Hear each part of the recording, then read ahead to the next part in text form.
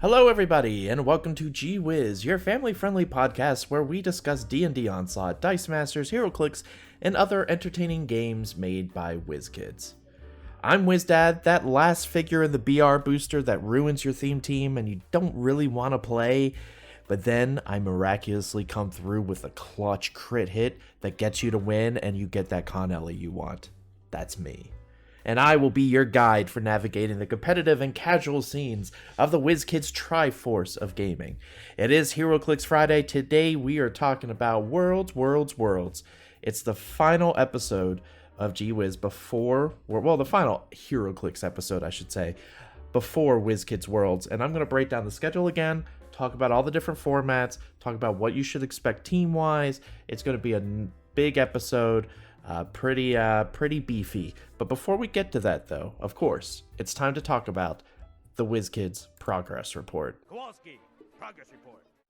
We do have a few things to talk about in today's Progress Report. First off, if you have not been following Heroclix on Facebook recently, there's been a ton of notorious leaks, and not leaks because it's been promotion, so reveals, previews by the Heroclix Wizkids official Facebook page. Definitely check it out. I know we recorded last week the sealed team, how you should handle it for Notorious, and I went through the different figures.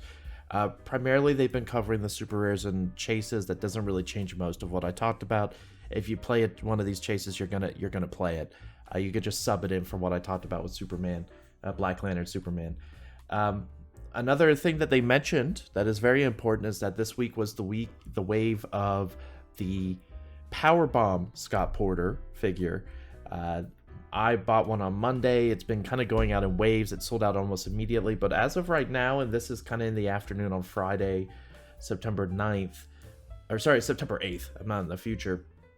I could still go out there right now, and the Powerbomb Scott Porter figure is available and in stock. So if you have not gotten one yet, definitely go get one.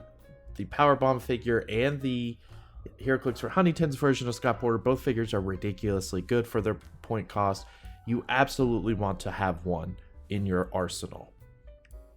Another thing I wanted to talk about is last night, Thursday night, Howard Brock does his Rock Oxid auctions. They're fun. If you haven't been to one, he does kind of a live auction where he talks about Heroclix stuff, and as the Oxid auction is ending, it's always a good time to watch. Last night he somewhat confirmed that Notorious is going to be at Worlds.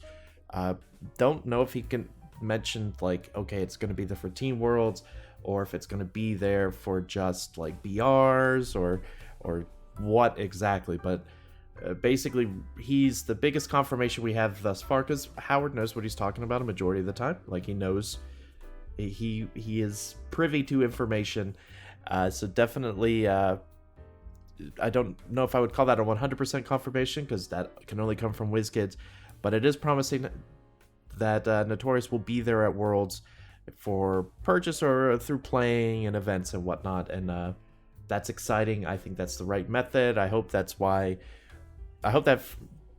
affirms my assumption of that's why the set was delayed, is because they want to make sure they had more than enough product at Worlds, because my goodness, do they go through a lot of product at Worlds with the Battle Royales and the Team Sealed. So still remains to be seen if Team Sealed is going to be Notorious.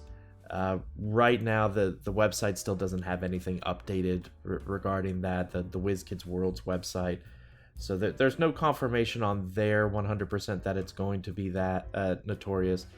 But either way, that is a promising sign. I think that is the best outcome for it to be Notorious. And so I'm looking forward to it. I hope it is. It's going to be a fun set to play. And so that's really all I've got for the progress report.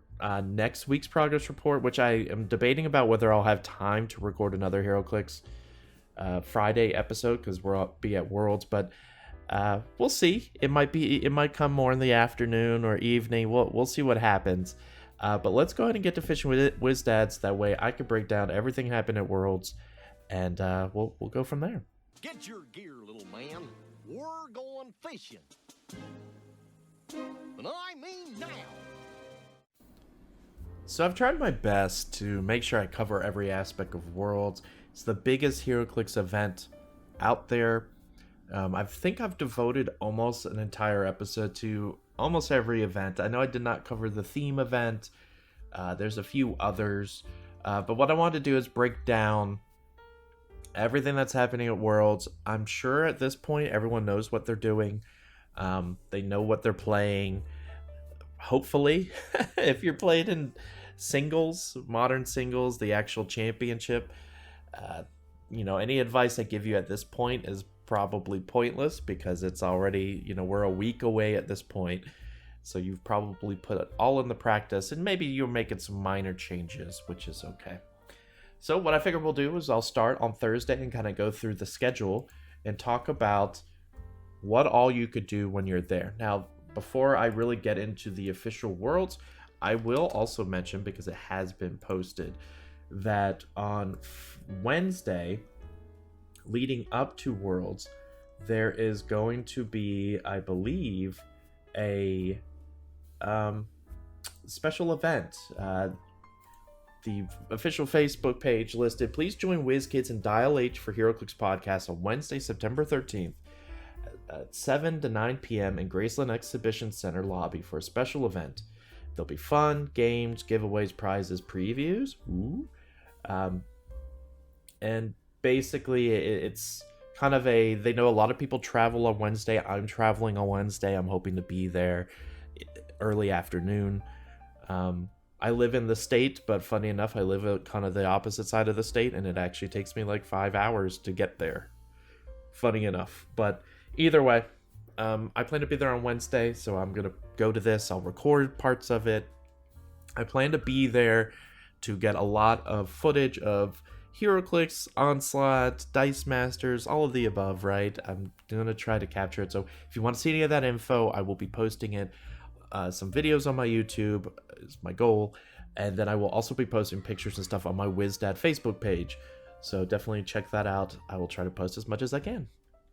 But yeah, Wednesday, if you're there in town, definitely check out the Dial H for Heroclix podcasts, special event. I think it's going to be pretty good. And that leads us into the official Worlds. Like, here's everything starting. So everything starts at 2 p.m. on Thursday. So that means all of you who show up on Wednesday, you get to sleep in. You get to kind of relax a little bit. Everything doesn't start till Thursday afternoon. I know I will probably be trying to get as much sleep as possible, taking some time to get my setup right, figure out how I'm going to record there, scope out. There's not a ton there's a lot to do in Memphis, don't get me wrong. If you're staying at the hotel and you're getting one of those tour things, definitely try to do it Thursday morning. You'll have time, especially if this is your first time. I don't plan on doing it because I did it years ago. I don't need to see it again. But things don't start till 2 p.m. and that's when registration opens. Now Thursday is BR start at 2:30. You have an Exoswords storyline event that starts at 3. If you don't know how that works, it's been going for over a year now. They'll run through 3 rounds of Sealed with month 1, month 2, and then month 3 of Exoswords, and the winner will get, I believe, their choice of the Apocalypse or the Genesis OP kit thing. So it's worthwhile to play because obviously Genesis and Apocalypse are worth a lot of money. So absolutely, if you've got nothing else to do, you want to hop in that, go for it. It's a fun event. I did one last year, actually. And it's a $60 entry. You'll also get the pulls from each month 1, 2, 3. It's a BR essentially, so you'll get whatever you pull in those. You'll get some tarot cards, which are worth it as well. There's quite a few tarot cards that are worth a decent amount of money from month 2 and 3. So if you're looking at it from a price standpoint, is it worth my time? Absolutely, it's great. If you've already played in it before, there's other fun events to do on Thursday. The key one is what I'll be participating in, and that will be the Pulp World Championship. I don't know why I had to blank on that. That starts at 3:30. The Pulp World Championship. It starts at 3:30. It'll finish by the time the hall closes. I don't know how far it'll go. Probably 4 or 5 rounds. We'll see. It's going to be a fun event. I've talked about what my Pulp team is before. I've talked about how pulp works. There's an episode a couple weeks ago that I did for this. Definitely listen to that episode if you want some more details about what's going to be played, who you need to look out for. It hasn't really changed. And this goes for Modern too. We honestly have not had many, if any, tournaments since Nationals. There's been there's been Canadian Nationals. There's been the Cheesehead Championship that was in August. But since then, it's kind of just there's been kind of a slow build up for Worlds, right? There has not been a ton out there. So the meta hasn't greatly changed for Pulp or Modern for that matter. So definitely check it out. It's on Thursday. It looks to be a very fun event. It's one of the main events I'm looking forward to most is playing in that Pulp event. The pop-up shop that they have there closes at 6. The pop-up shop will have the Con LEs that they're selling. Make sure you try to buy as soon as possible on Thursday. They ran out last year. They will try to limit how many you could buy per day. They try their best, and then they kind of let free reign go on Sunday. So definitely, if you have your list of what you need to buy, make sure that you are ready for that. The hall does close at 10 p.m. At that point, you should probably be out. Definitely, I understand it might be a lot for a lot of people. I know quite a few people are introverts. I could be introverted myself at times. Don't be afraid to get out there and kind of peruse the Graceland, the hotel specifically. There's a lot of fun places to hang out. I know a lot of us will probably be out by the pool, be hanging around different rooms, but at the different restaurants on campus, the bars and whatnot, definitely just walk around and see who you see and say hi, and definitely check that out because there's going to be so many Heroclix and Onslaught players there for these 4 days. 4 days, right? 4 or 5 days. So, and we probably are taking a majority of the hotel. So definitely don't be afraid to reach out. Don't be afraid to kind of join a group that's just hanging out. The Heroclix community is by far one of the nicest communities I've ever been a part of. So they'll definitely accept you as long as you're willing to be accepted. How about that? Things start off early on Friday. 8:30 is when registration opens. Now, typically, you want to get there a little bit before 8:30. There's usually a line because Team World starts at 9 a.m. for Heroclix. Then at 10 a.m., Onslaught World Championship and the BRs will start. So there's a staggered time there, which is good because they're going to need all the time they could get to get Team World set up. Fortunately or unfortunately, I will be participating in Team Worlds. I will not be playing in the Onslaught World Championship, which is a huge bummer. Once again, I wish they had moved those times a little bit. I will see if I can hop in and play some matches if we get bounced from Team Worlds early, but we'll have to see. Now, around 2 p.m., Team Worlds Championship will be in single elimination around that time. And then they also have these things I want to mention, because they didn't really advertise it. There's these theme events and pulp events. They're 8-person events.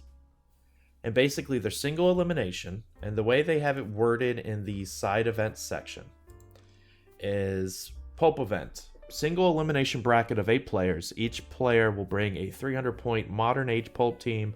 Players earn a figure for participating in an additional prize figure for every game they win. That's pretty clear. It's a $20 entry.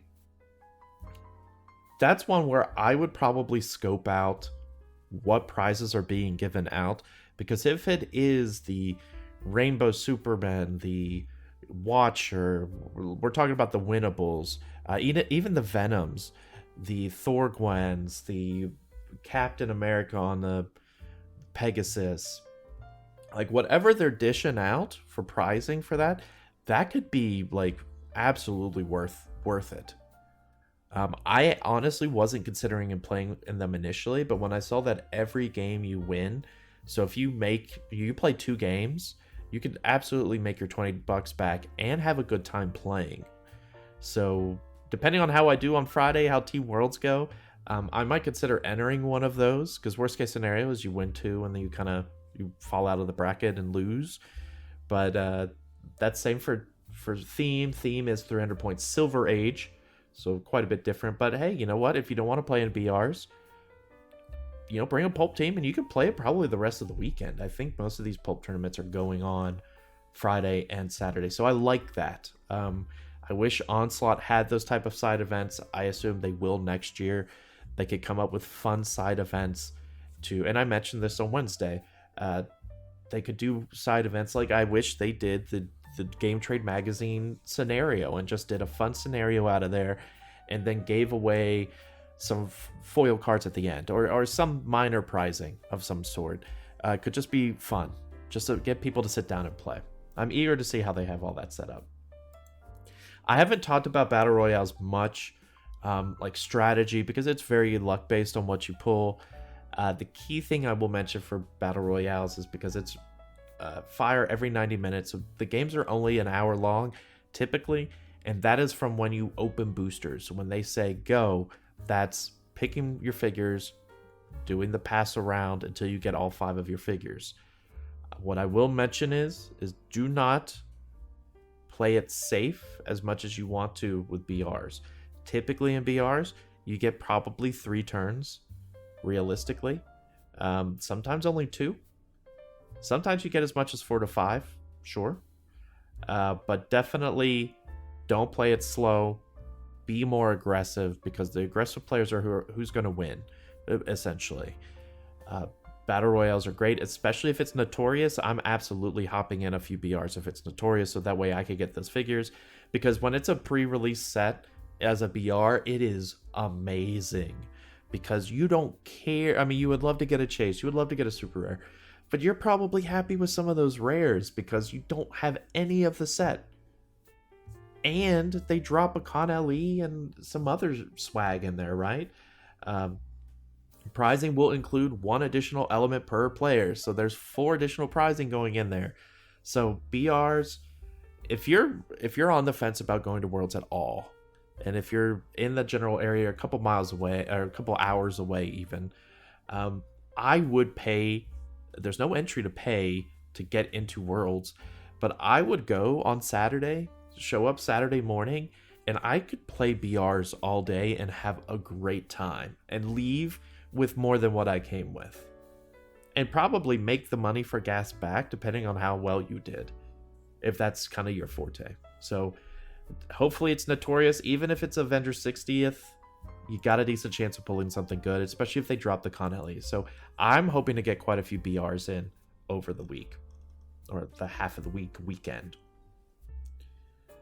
So after all those start at 2 p.m., 3:30 is when they start more theme events and pulp events. So I guess they've got multiple going on. The final BR will be around 5:30, and then the pop-up shop closes at 7, and then we have the big fan appreciation presentation at 8 p.m.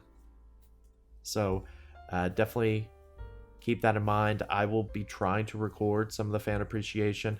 I know Dial H is kind of handling all the Heroclix. I will try to also handle most of the Onslaught and hopefully Dice Master announcements we get from the fan appreciation. That takes us into Saturday. Once again, try to show up if you can. 8:30 is when things start. Registration starts, I should say. 9 a.m. is when the Heroclix World Championships, the Onslaught World Championship single elimination, and the Onslaught Maps and Monsters BRs begin. I am not currently planning on playing in the Heroclix World Championship.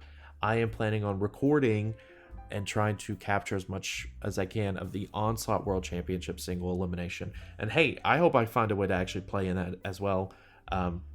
It's unlikely to happen, but who knows.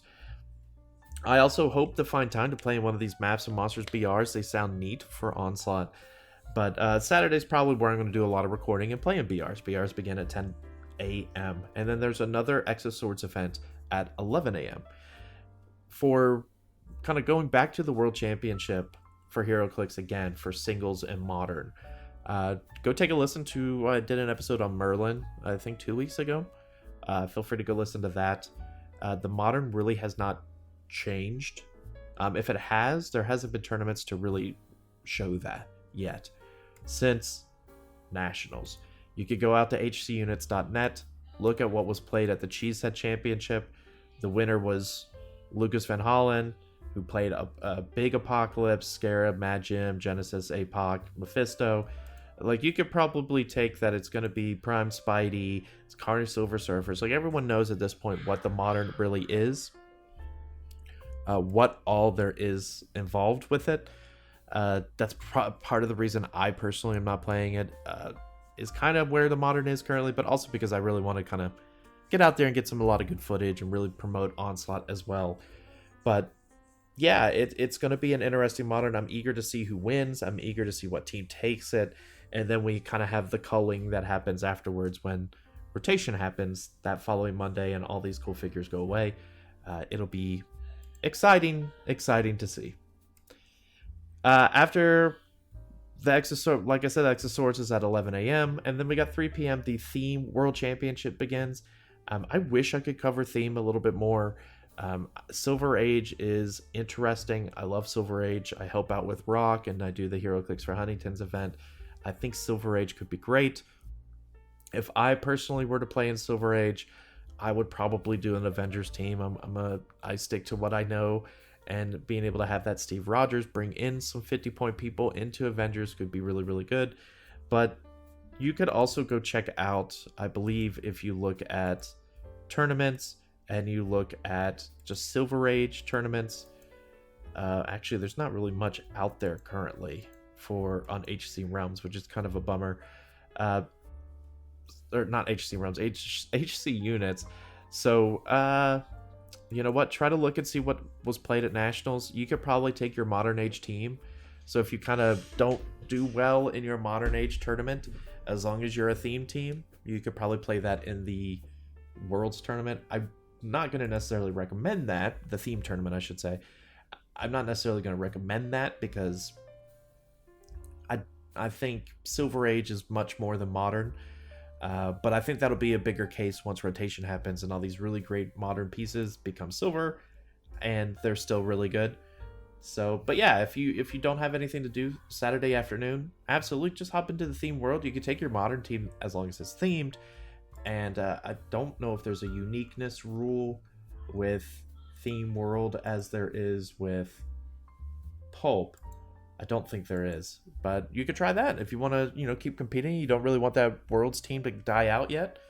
Give it another go in Theme World. Once again, the pop-up shop closes at 6. Now, BRs end at 8:30 on Saturday, so you have extra time on Saturday because they are not setting up.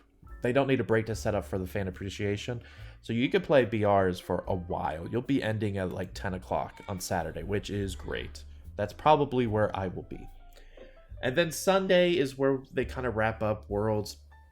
The shop opens again at 8:30. You can register for some Heroclix, and it says Onslaught, but they don't list events. I'm assuming it's the BRs some more. But BRs start at 10. They don't list when it ends. But Sunday is really the World Championship top cut, and then play on some BRs then. But that Sunday's usually a travel day for anyone who didn't make it into Worlds.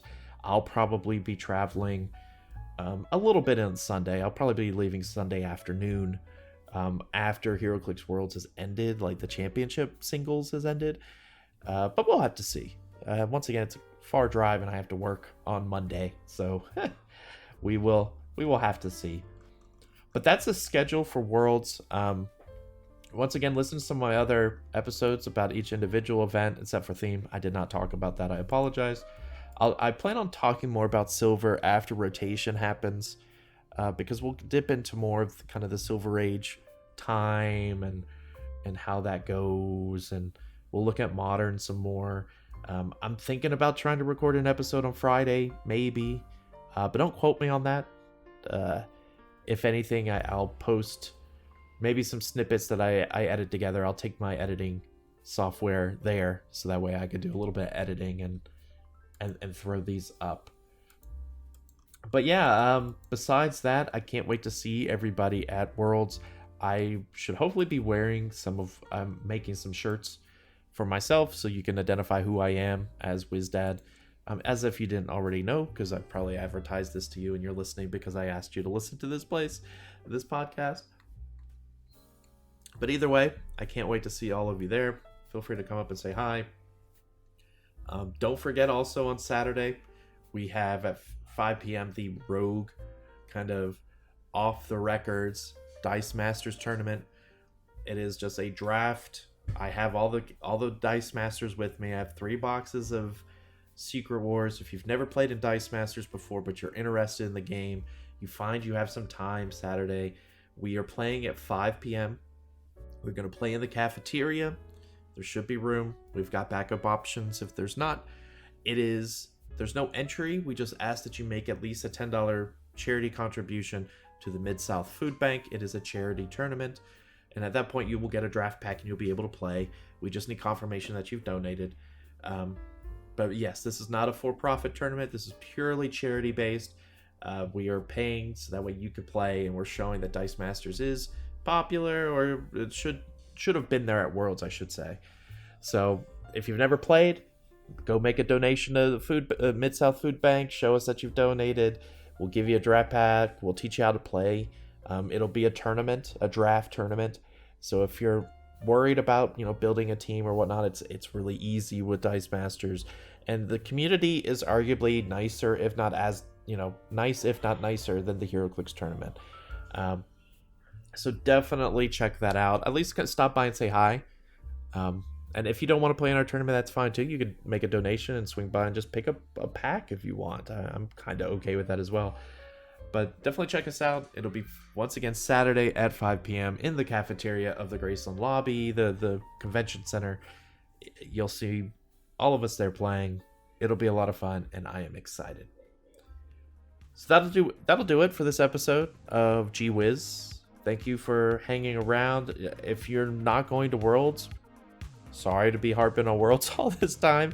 When we return next week we'll kind of be talking about Worlds a little bit as well. But when we return on the 18th with Dice Masters, we'll kind of recap what happened at Worlds, and we'll start looking at the future, right? Looking at what the rest of the year is going to be, talking about each individual games.